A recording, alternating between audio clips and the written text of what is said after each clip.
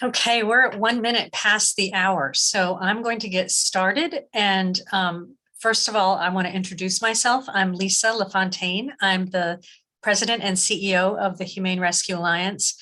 And I'm so glad you're here tonight because we are going to talk a little bit about 2021, which was a very challenging and interesting and productive year all at once.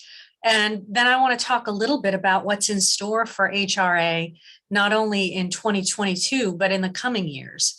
And I'll save a little bit of room at the end so that any questions that you have, we will take those questions and make it as much of a conversation as a webinar can be. So thanks so much for joining. And as I said, 2021 was really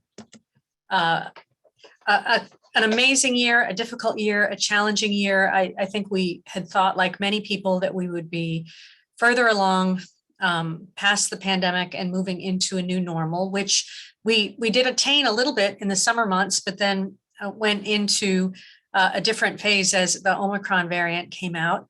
But altogether, we had an amazing impact once again, and that is in large part to the many people who do the work and the many people that support us. And that's staff, volunteers, donors, friends, fosters. It's really a village that makes HRA successful. And these are just a few of the highlights from the year. So in 2021, we saved the lives of 12,140 precious animals through adoption, through reuniting lost animals with their families, and through our transport program, which I'll talk a little bit more about later on. Our officers, our field services officers, responded, this is a record, to 21,785 calls for help. And that can range from a raccoon in an attic to a deer in the reflecting pool, to birds who have fallen out of the nest, you name it, we respond to it, and we respond 24/7. We have at our Madison campus in New Jersey, a Kitten Nicu, a neonatal unit filled with incubators that takes care of the most vulnerable kittens who are truly on the verge of death. And we are so proud that we saved 624, the vast majority of the kittens who came into the NICU. And we have great plans to expand it this year as kitten season still gets fully underway every spring, and those kittens come in and they need our support. Our medical team performed 6,816 surgeries. That includes spay neuter, but it also includes specialized surgeries like lump removal or dental cleaning, anything that is going to make a pet more comfortable and more ready to go on to the next phase of his or her life. And we're really proud of that work. Our behavior team completed 11,574 enrichment sessions for animals. And I want to just look at those two numbers because our commitment to the animals and something we strive for every single hour of every day is to help make things better for them the minute they come to us. And sometimes that means medical care. Sometimes that means some kind of behavior intervention. So we're very proud that we had this impact.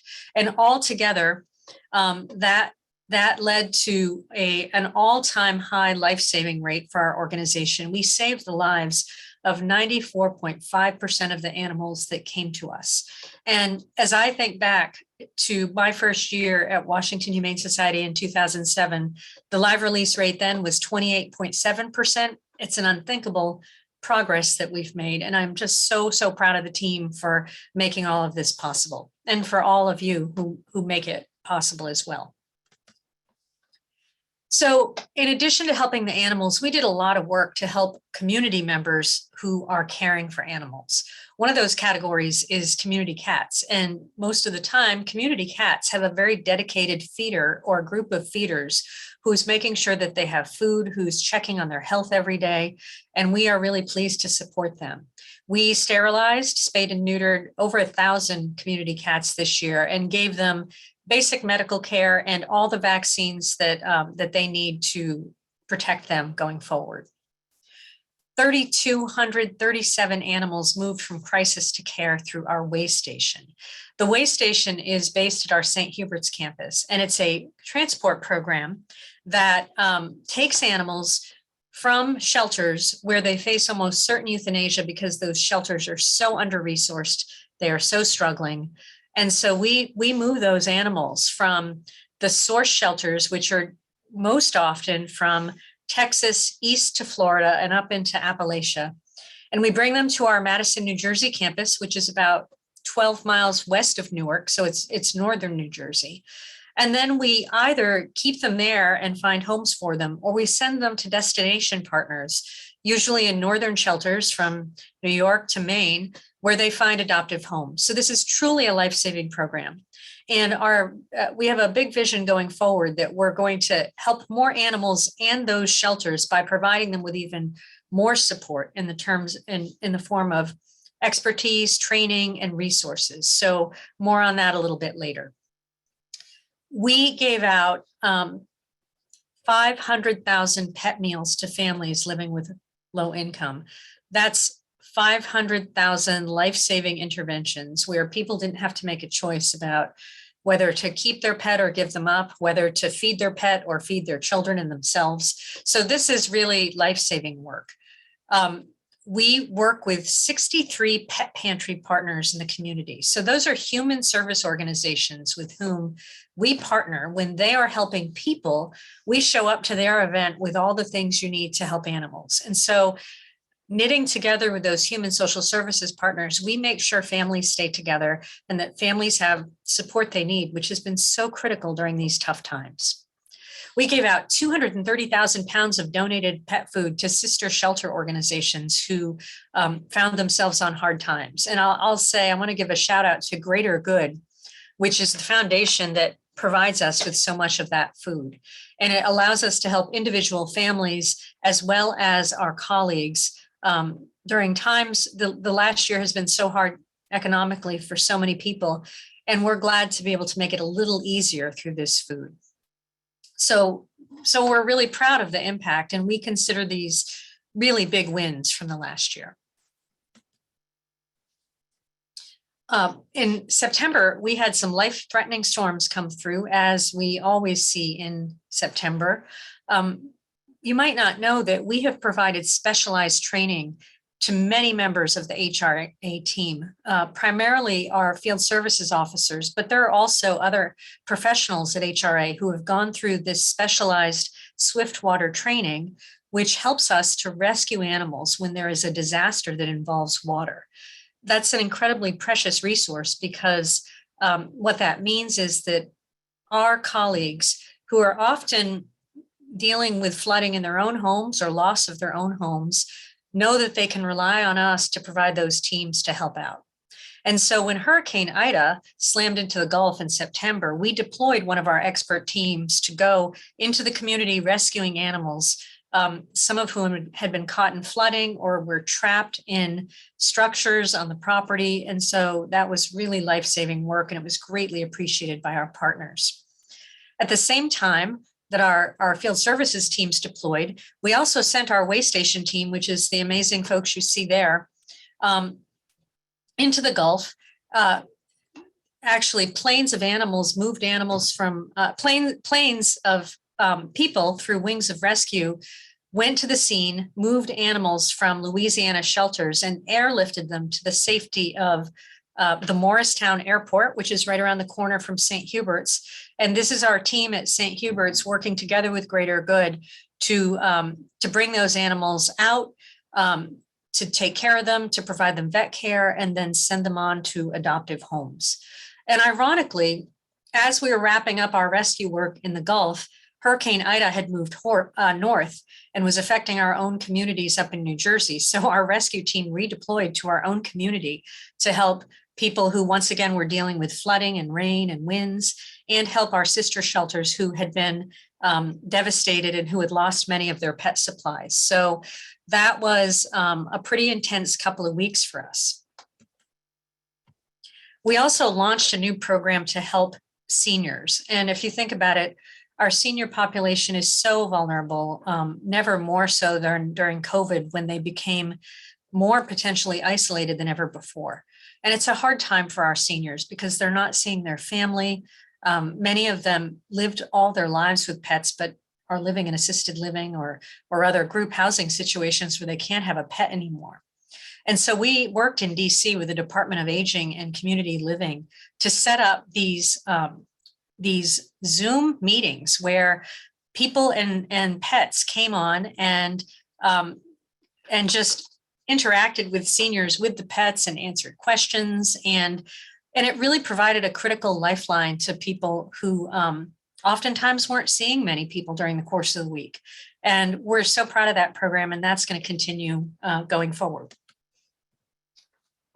We also did a lot of advocacy work, and having trained officers is critically important, but just as important is having good laws in place that those officers can enforce.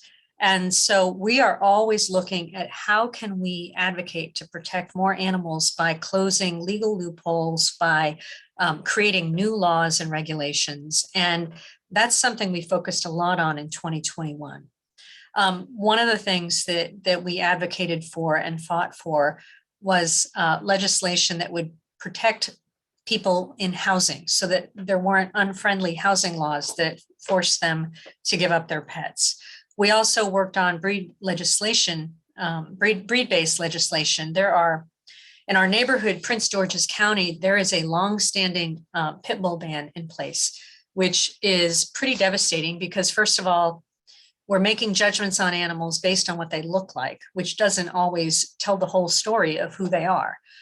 It's a prejudicial practice that devastates families who, we believe that animals should be looked at and judged on behaviors that they show, not on just what their physical appearance is. We weren't successful in overturning that breed ban, but we got as close as we ever have, and we are going to continue that fight. It matters a lot because a lot of the animals who come to us, if you look at them in our shelters, they look like what a pit bull would be. Now, if you do a DNA test, there may be a different story, but it matters that we have all these animals that we can't adopt into a neighboring county because of what they look like. So we're really going to continue. We're going to put pressure on that until that is overturned. We also worked in New Jersey to advocate successfully for a ban, a prohibition on the use of gestation and veal crates, which cruelly confine mother pigs and calves, so much so that they can't meet their 5 freedoms of being able to turn around and move their limbs. And so we're really happy about that initiative. And then in DC, we introduced, together with sponsor Mary Che, who is an amazing advocate for animals, the Animal Welfare Omnibus Bill, which is going through the City Council in the next couple of months. There will be hearings. We'll publicize that in case any of you want to show your support for it by either testifying or writing to your City Council member. But that closes some important loopholes in the DC animal law to make it yet even stronger. So we're grateful to Councilmember Che for once again being a champion for the animals. We also did a lot out in the community once we could safely gather. We had multiple health clinics in DC and New Jersey where we gave out vaccines, where vets put their hands on animals, sometimes for the first time in that animal's life. And we gave out nearly 2,000 vaccines and other critically needed supplies at those clinics. And the community shows up in force. We're looking forward to doing more of these in 2021. And it's going to be a key cornerstone of our work going forward. And as I mentioned earlier, our pet pantries gave out 230 pounds of food, which translates to 500,000 meals to people who are under tremendous economic stress and were worried about how they would feed their animals. And we're delighted that we could take that worry off the table for them. So we love our stories. Our individual animals are each precious, every single one that we help, and their stories are very important to tell.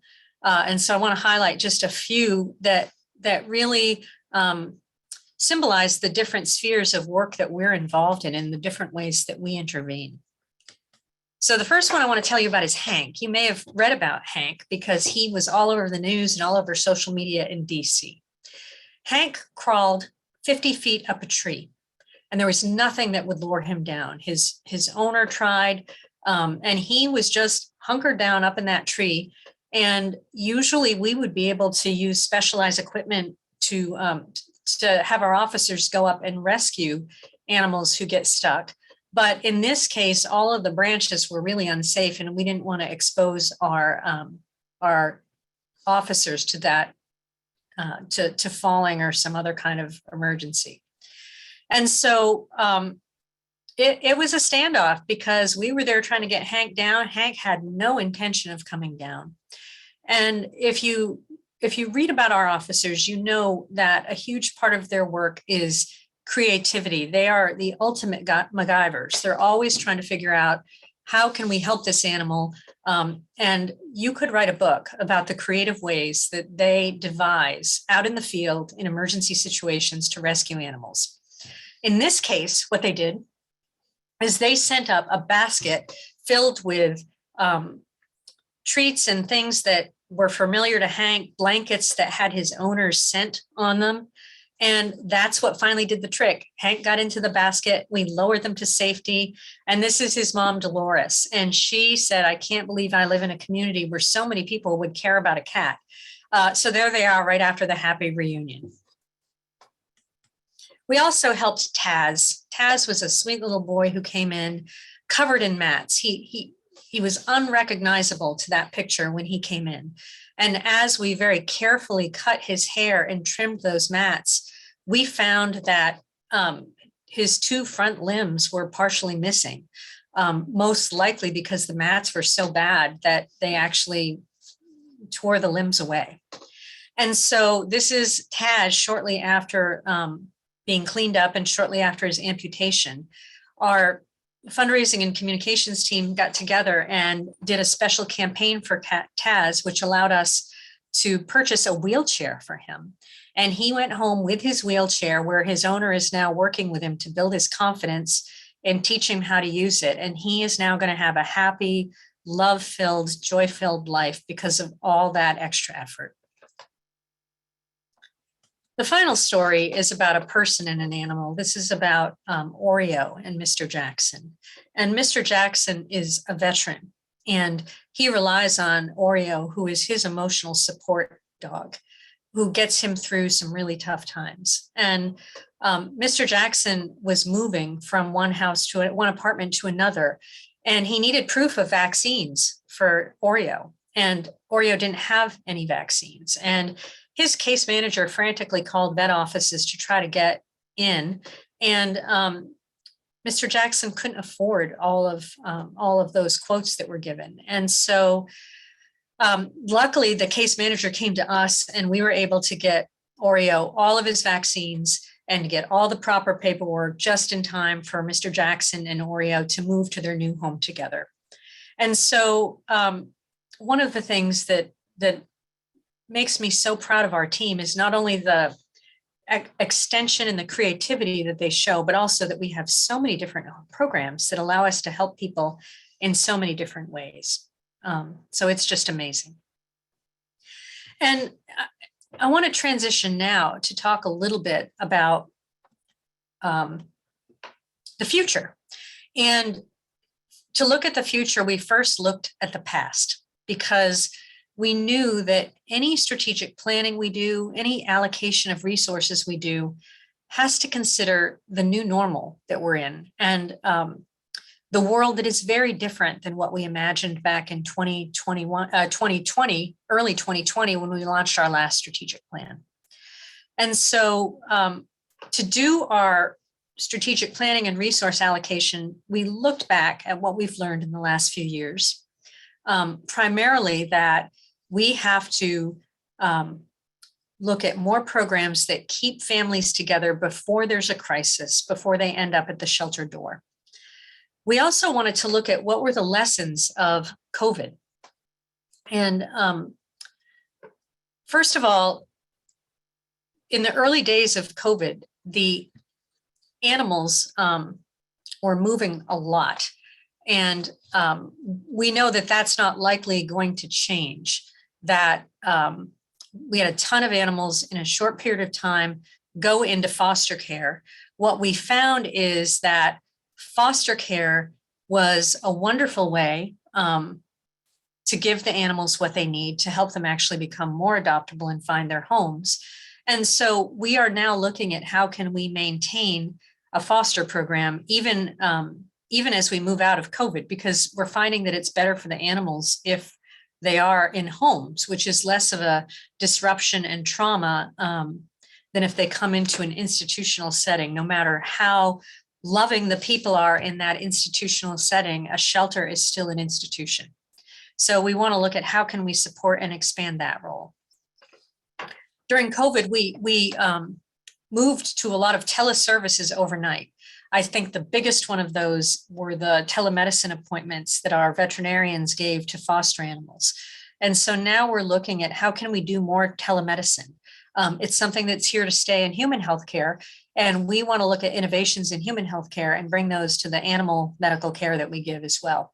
So continuing with teleservices and telemedicine is going to be very important. We, as you probably know, did a lot of our adoptions through Zoom and other teleservice channels. But what you might not know is that we completely transitioned behavior classes for a period of time to be virtual classes. And so in some cases that meant coming in real time to a session with an instructor and other pet owners.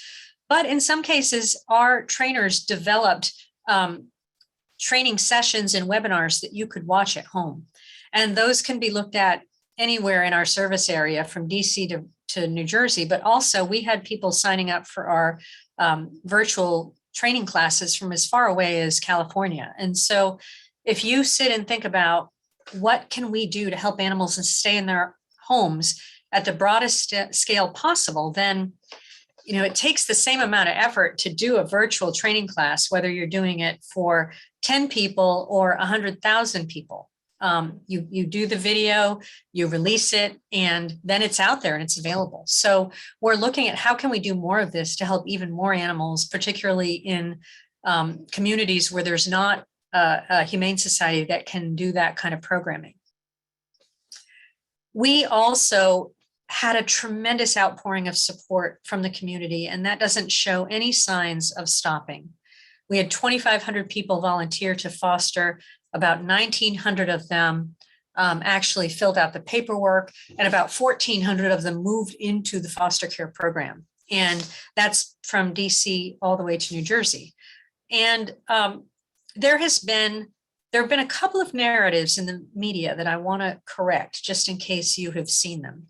One of those narratives in the media is that all of the pandemic pets that were adopted during the pandemic are being returned to shelters in huge numbers. That's not true. The numbers don't bear that out. We are not seeing any indication that animals adopted during COVID are returning to us. We track our return rate, which is always around 5 to 6%, and it is not any appreciably different than it was before the pandemic. So if you take away anything from this slide, take away the fact that the animals adopted during the pandemic have the same likelihood of staying in the homes they were adopted to than animals at any other time. So if you're out in the world and people hear that you're affiliated with us and ask you about that, you will now know that there is no truth to the stories that animals are being returned. The other thing that we're not seeing any truth to is the narrative that foster homes are going away and that people only wanted to foster during COVID. That's just not true because we always had a robust foster program, and the people that were doing the foster care for us often worked full-time jobs, and yet they still found a way to do foster care. So telework, I don't think it has some bearing, but not a huge bearing on whether people are willing to foster. Personally, I think the biggest barrier to foster care is a belief that it's so hard that you can't do it. It's so hard to give an animal up to an adopter. And so it's really a threshold question for people. If they can take an animal in And if they can successfully foster it and place it into a new home, now they know they can do it. And then they're often ready for the next animal and the next animal. And so what the pandemic did give us is a chance to have our fosters experience several cycles of that foster life cycle. And so again, no evidence at all that there's been this dramatic going away of fostering and that fostering was just a pandemic thing. We had a great program before. We have a better program now, thanks to an amazing foster team. And so we expect that to not just continue, but to grow. Now, something else we saw during COVID that also shows no signs of letting up is that more animals and people were on the brink of separation, of crisis, of emergency. That came because of unemployment and job losses, housing insecurity, and job loss leads to economic diminishment, which then leads to tougher choices in a family. And so if anything, we have more people needing us than needed us before the pandemic. There are people that probably never imagined that they would need free pet food or free wellness clinics, but they need it now. And that shows no sign of letting up. And it means that we've got to allocate more resources to keep the pets in the homes where they're already loved so that they don't have to get relinquished to the shelter. And so we're really questioning how can we do more of that so that families don't fall apart. When I started in sheltering 25 years ago, there were more people giving up a pet because they just didn't want them anymore. By and large, that's not what we see now. We see people who are having to give a pet up because of some unfortunate experience that they didn't want, they didn't deserve, and has happened to them. And we see it as a key part of our mission to step in and help before that crisis comes.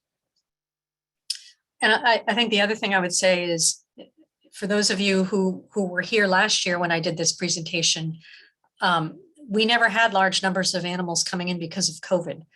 Almost all of the animals who came in, it was a temporary thing because an owner was unexpectedly hospitalized and or so sick they couldn't care for the animal. But almost all of those animals that came in during COVID went right back to their owner as soon as they were better.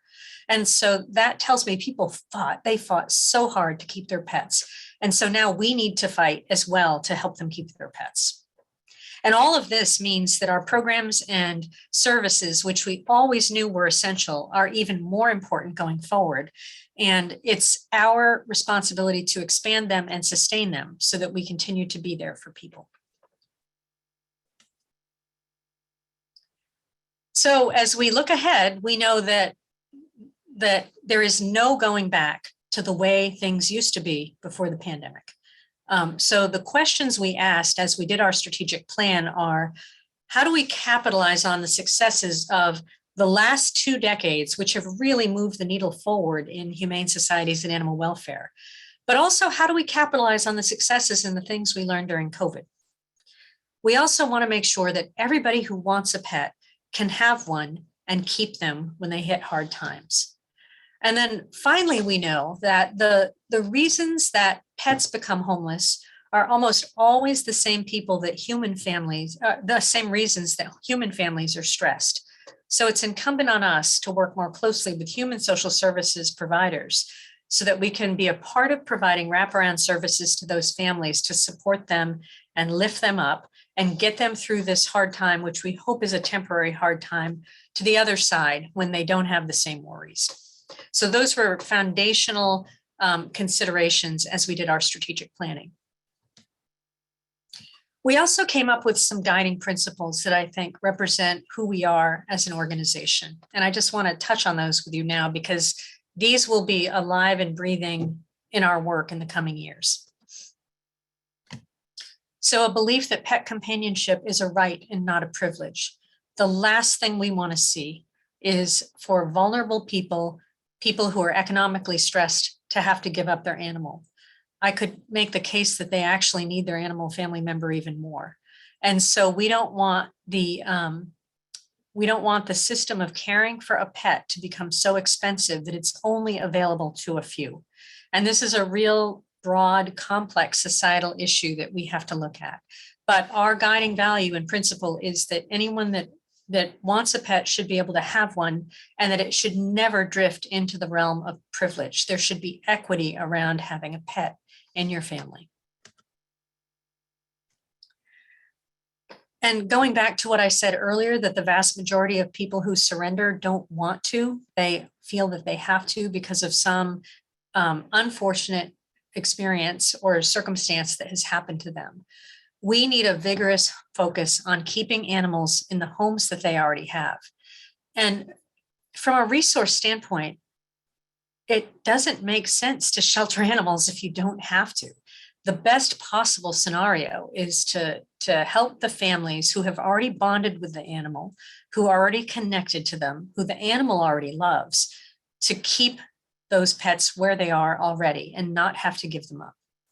And that's a different prioritization. It's actually a profoundly different prioritization than to say, we're going to help people once they show up on our doors. So part of what it means is pushing our services closer to the community. Part of what it means is being maybe a little more flexible than we might have been 15, 20 years ago about who should have a pet. If you drive around the streets of DC, you probably see a lot of homeless people with pets. What you probably don't know is that we work really hard to support those folks. We know who most of them are. Our officers are checking in with them, giving them food, making sure that the pet has vet care. And so, I mean, who are we to judge? And what we should be doing is helping animals live in a healthy way, a safe way, a happy way, and providing the resources and support to help their owners do that. We also need to reunite more lost pets with their families before they come into their shelters. And the old model of animal control was to pick up lost animals, bring them to the shelter, put them in a database, take their picture, and then hope that the owner showed up to look for them. And that's a pretty passive approach. It's a pretty hit or miss approach. And when you think about it, it's a wrong-headed approach if you're bringing an animal from a neighborhood that's very far away from the shelter, because the chance that that animal is going to be reunited with their family diminishes the further you take them from their home environment.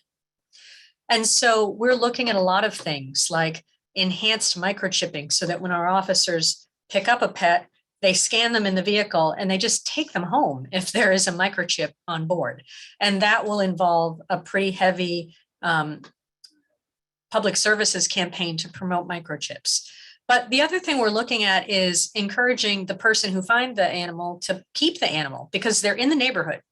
And if we can help them put flyers and get on their neighborhood listservs, there's actually a much greater chance that the animal is going to go home than if they come miles away to our shelter. And while we like to think everybody knows about us and we like to think everybody knows how to reach us, not everybody does know that there's a shelter where they can come from for their pet. So that's a big disadvantage right away. So we're looking again, I mean, the theme of the future is keeping our services closer to the community where the animals are, where the challenges are, where the people are. And we can, over half of the animals who come to us are lost or stray. So you can see that we make this a priority for a reason, because we can help a lot of animals if we invest in these reunifications closer to the source of where the animal got lost. We're also going to be focusing on building relationships with human service organizations so that we can take a true case management approach where we're linking arms and we help the animals, they help the people, together we help the family. And so we will be looking at case management training for our staff, who are, many of them come from a social work background and are thrilled to have this opportunity. And we're looking at how do we get deeper and deeper in collaboration with the human service organizations who serve our community. We do some of that work now through our pet pantries and the community events that we do. This is a more ongoing, less event-based approach and more of an organic service of the community approach. And it'll be fundamentally different and profoundly important. And then the other thing we're doing is setting a preference and infrastructure for care for the majority of animals in foster homes rather than caring for them in shelters. We do a twice weekly animal census to look at where our animals are. And at most times of the year, we've had more animals in our foster program in foster homes than we've had in the shelter. Some of that is because we built our foster program up in such a significant way. Some of it is that we've had a lot of humane law enforcement cases that have been stuck in the court system during the pandemic and are only just now starting to move. And a fair number of those animals who are in temporary protective custody are in foster care.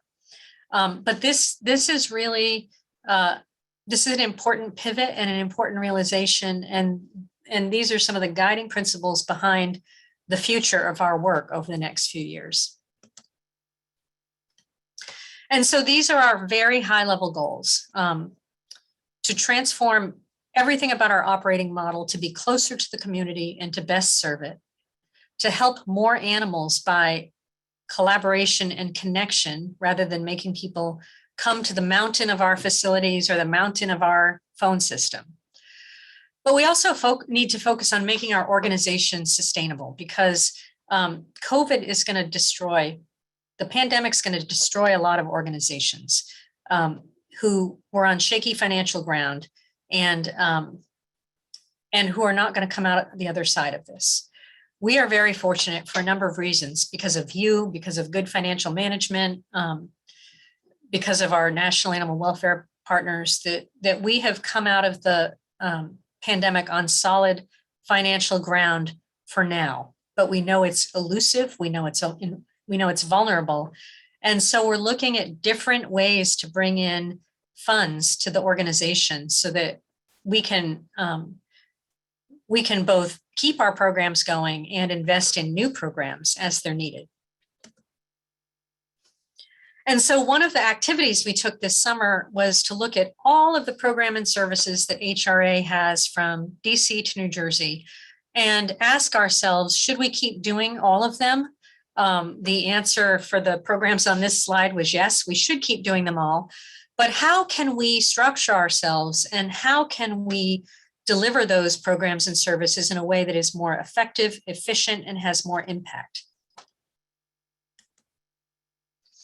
And one of the questions we asked ourselves is, where are we spending our resources? Most of what we do is intervention or care. It's stepping in when there's emergencies. It's stepping in when a family has fallen apart. It's stepping in when there's an economic crisis. So those are all interventions, and those lead us to be caring for people. And there's no shortage of need. There's literally no bottom to that glass of what we could do if we had endless care supplies. But we also know that you have to put equal attention to advocacy, to making sure that landlords don't discriminate against people with pets, to make sure that laws are strong and prevent cruelty and neglect in a community. So we can't ever stop advocating, because if you just had a care program but you didn't do advocacy, then there would be really important societal contexts and structures that wouldn't support your work. So we know we have to focus on advocacy. We also know that we have to put a lot more resource into preventing animal homelessness and abuse. And we have some great programs to do that. But the problem is that care is really, like I said, it could be an abyss, a never-ending set of circumstances where we are called to help. And so what we know is, for those of us who've been doing animal welfare work, decades later, we're looking at some of the same challenges. Every year, there's a kitten season. Every year in the summer, our population grows. There are things we can predict, and yet we haven't put a structure in place to solve those problems once and for all. And I think in large part, that's because the care work is so important, so urgent, and so compelling. And so the question that our leadership asked ourselves is, how do we make sure we're resourcing all of these things so that we have a stronger infrastructure to move things forward for animals and to continually create a better environment in the community for them to live and thrive? And what we're really looking at is a community animal welfare model. You can see that our tagline is in the middle: animals, people, and community. They're intertwined. We chose that tagline for a specific reason, because animals and people are completely embedded in one another's lives and interconnected. So, as I mentioned earlier, a more sustainable business model so that we're not white knuckling through pandemics or other economic crises at a national level. We need a model that sustains us. Along with that, we need a new approach to fundraising. I mean, the good things about doing programs for animals and people is that we can rise above the argument that we've sometimes heard that people give to either animal or people causes. That's a false construct, because 90% of people that have a pet consider them a family member. And so what we need is a family fundraising approach. And we believe that there are people that, if we tell the story this way, there are people that have not given to us in the past that will support our work, because they see that the only way to help animals is to help the people as well. Or the only way to help the people thrive is to make sure that they can keep their animals with them. We're also looking at where we do our work, a place-based strategy. Is it just in our facilities? Do we operate out of brick and mortar community centers? Do we use mobile vehicles or mobile services? And so that's a work in progress to define how we serve and where we serve. We have to do better with technology, because we don't have the most efficient processes, reports, things that could help us make better decisions. So really looking at using technology the way that forward-looking organizations, often in the for-profit world, use technology, so that we can do our work better, we can understand our impact, and we can make better decisions about where to invest. I've talked a lot about integration with human social services, and then having a deeper relationship with our communities, listening more, looking for where there have been fantastic community solutions that have prevented animals from being homeless that we don't know about because we're not close enough. We have a tiny group of people on our staff who are doing program work in the community. We need to make that team bigger, and we need to shift the center of gravity of HRA more into the community, so we're closer to both the problems and the solutions. And so the place-based strategy that we've come up with is a networked approach that we believe will work in Washington, D.C., will work in New Jersey, where we have 3 facilities, and will frankly work in any community that does this work, because having just a shelter is not enough. You need an entire network in a community to provide a safety net for animals and their people.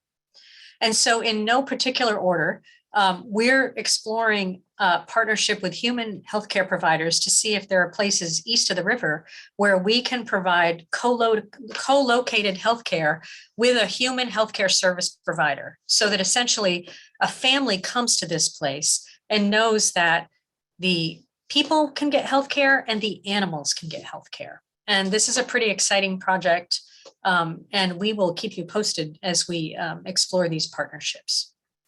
We're also looking at other brick and mortar facilities that exist in pet deserts. And Anacostia, Wards 7 and 8, east of the river, is a tremendous pet desert. There are virtually no services at all for pets. There is one veterinarian, and she is considerably overstressed, can't possibly serve the need. There are no dedicated pet supply stores. There are very few grocery stores.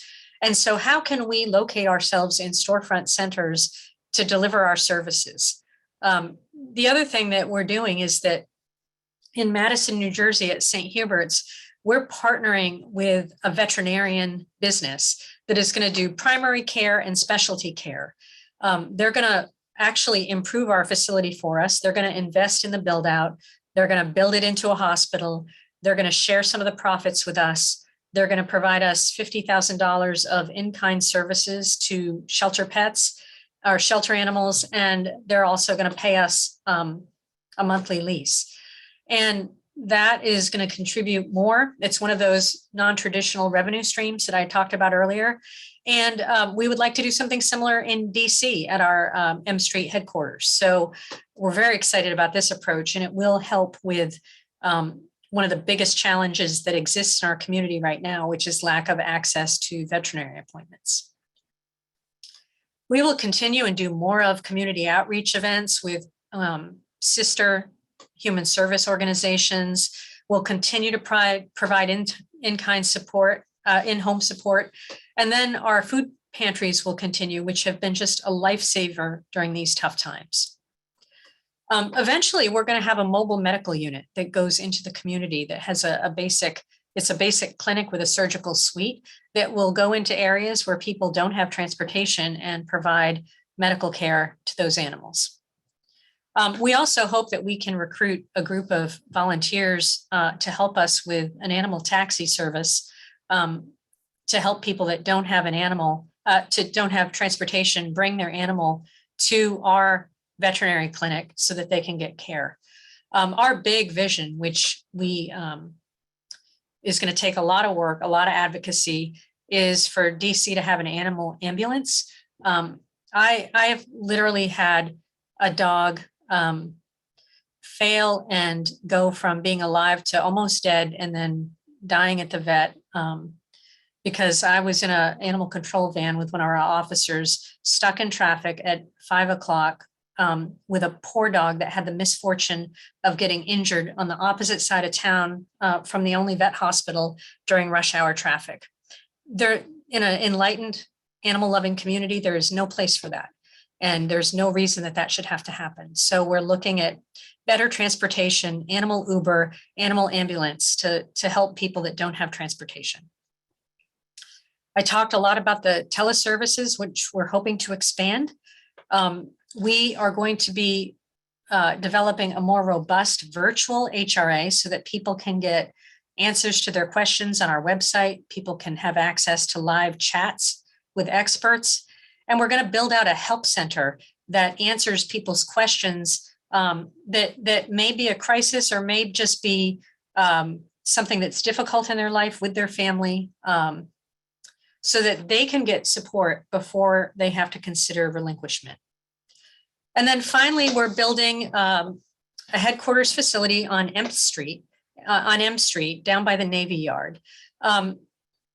One exciting development that could be its own webinar, and we'll talk more about this as time goes on, is that the city's comprehensive plan has caused a favorable rezoning of our property. And so we can now build tens of thousands of square feet more than we need. And we are putting out a request for proposals to partners to help us develop that site so that it is a very robust place that has lots of things going on for animals. HRA would just be one of those things. And it's really exciting to think that we could be one of the first cities that has this dedicated animal center with so many things going on that is truly a celebration of animals. So I talked a little bit about our structure, and we're going to have 6 organizational areas of focus.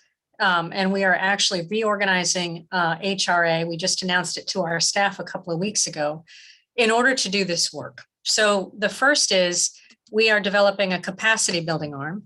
A big part of that is to fulfill promises that we have made to our way station partners. Those are the organizations that transport animals most often from the South and Appalachia to us in the northern New Jersey, or to other shelters where they're taken in.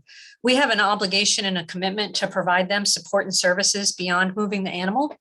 And so we've built a capacity building arm to focus on that, to focus on sister shelter mentorship and helping them develop some of the amazing programs that HRA's Rockstar team has developed.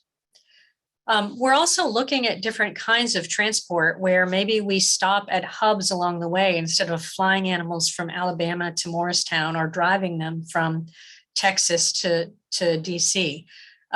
And so there may be ways for us to do shorter distance transports and have more expanded placement options for those animals along the route of the transport. This is where our advocacy and legislation will sit. This is where our field services will sit, and all of the national disaster and rescue work that our field services team will sit here, because that is really helping other communities get stronger. And then finally, we're bringing together some of our most talented experts to develop best practices and to also mentor other organizations, most urgently in our Way Station Alliance. And I think this is very important because I mentioned earlier that care is an endless throbbing limb. Care is where our attention always can go. But by pulling out some of our amazing staff who have built incredible programs and dedicating them to continuing to make sure those programs grow, both for HRA and for our partners, I think that will help us solve some of the entrenched, vexing animal welfare problems that we've seen for decades. We're also developing a community programs arm, which is where our pet help center will live, which is where all of the case management work with human service providers will live. Our more robust lost pet reunification program will be based here.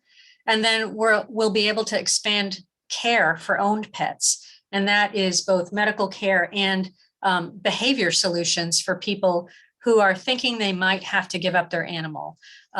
This care for owned pets will help to keep those animals in homes.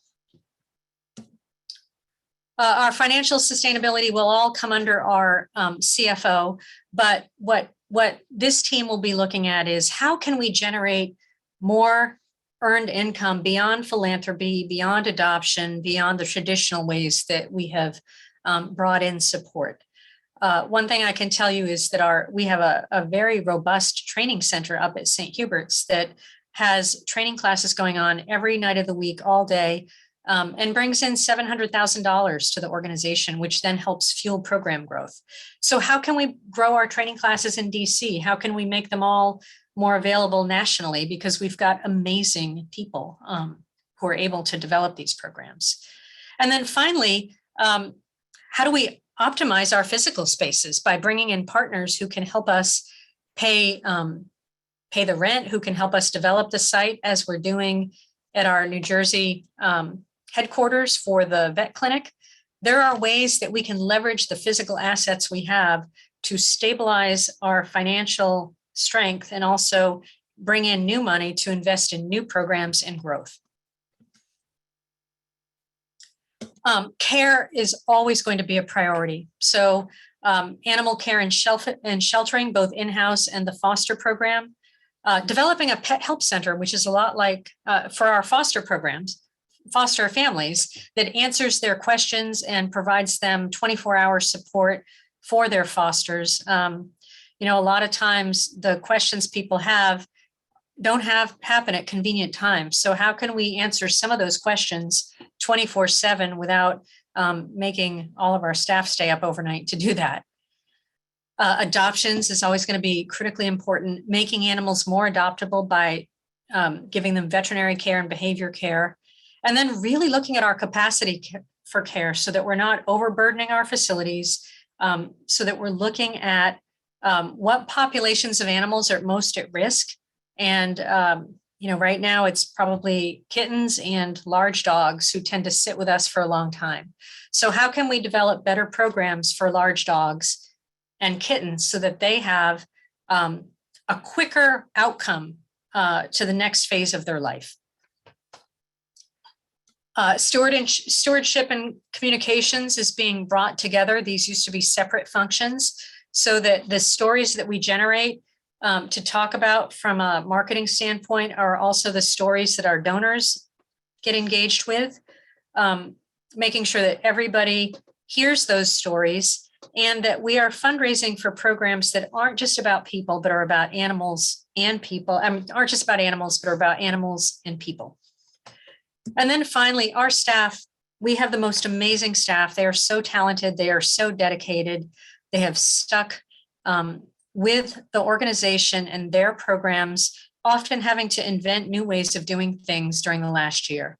And we want to be there for them. We want to give them career opportunities. We want to develop a workplace that is meaningful to them, that has a welcoming culture where they feel included, where they feel powerful, and where they feel really empowered to serve the animals and the community. So that's a lot, I know.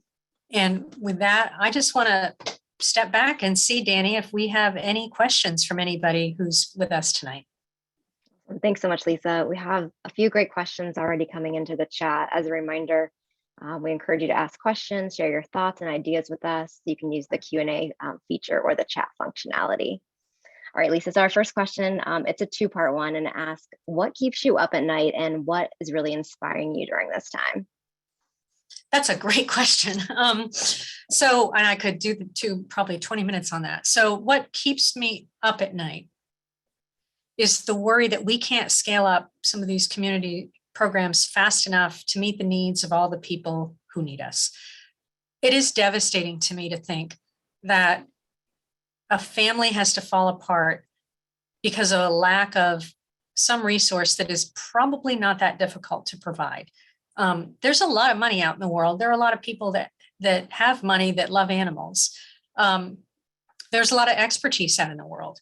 And so what keeps me up at night is, how do we move fast enough to bring all of that expertise and all the fundraising we need to do in order to make sure that we get there before a person gets hopeless.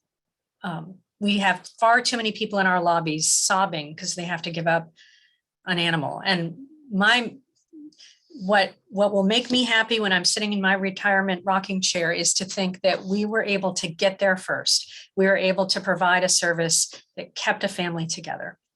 What inspires me is how hard people have fought to keep their animals during one of the worst, most difficult times imaginable.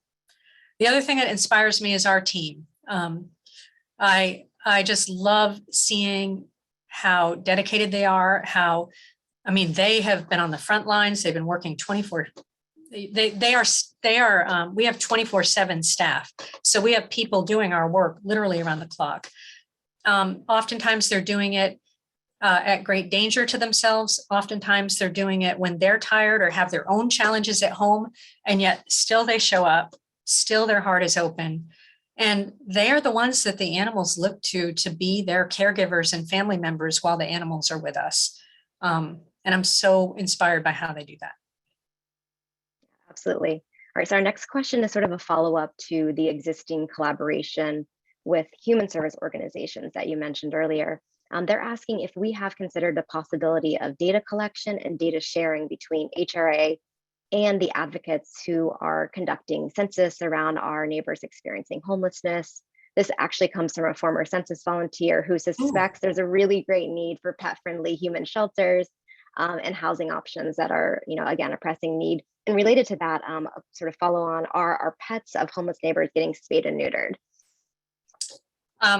That's a great question. And I am, maybe someone can put my email in the chat, because I would love to talk to the census person some more. We already share some data. We have worked with the Department of Homelessness in DC and shared data with them. We collect where our animals come from, where they're adopted to, where we provide medical services, where we've done clinics, who's used our pet pantry. And I think that a big theme of the next year is going to be data. And as a matter of fact, our development team is writing grants to ask for money to do better data management. We have one grant that's going to allow us to do some surveying in the community to try to get at exactly what you just said. And so that's great. And that'll get us a lot of information, but it is only just one grant. And so this needs to be front and center for us in the coming years.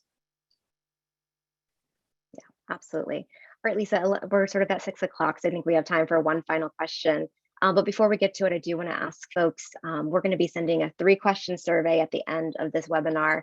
And we just want to hear from you on what topics you'd like to hear in these community conversations going forward this year. So thanks in advance for taking time to take that quick survey, 3 questions, and share your feedback with us. All right, Lisa, our last question, and it's another really good one. It's what you're most looking forward to in 2022.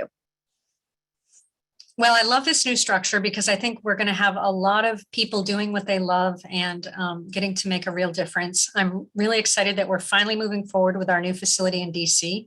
I'm now at the point of having weekly meetings about the progress on it. And so this is the year that it's going to move forward, and it's been a long time.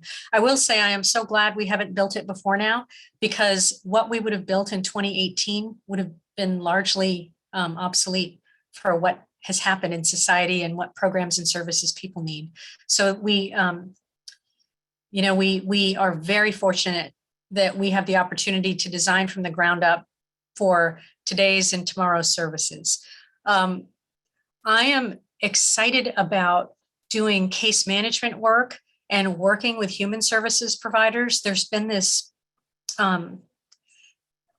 artificial barrier between us. And yet, if you look at the history of Washington Humane Society, way back in 1870, we were doing work with community groups, and somehow sheltering and community groups separated. I think a lot of it was during the 30s when a lot of the New Deal programs came up, because we actually used to rescue children as well as animals back in the late 1800s and early 1900s.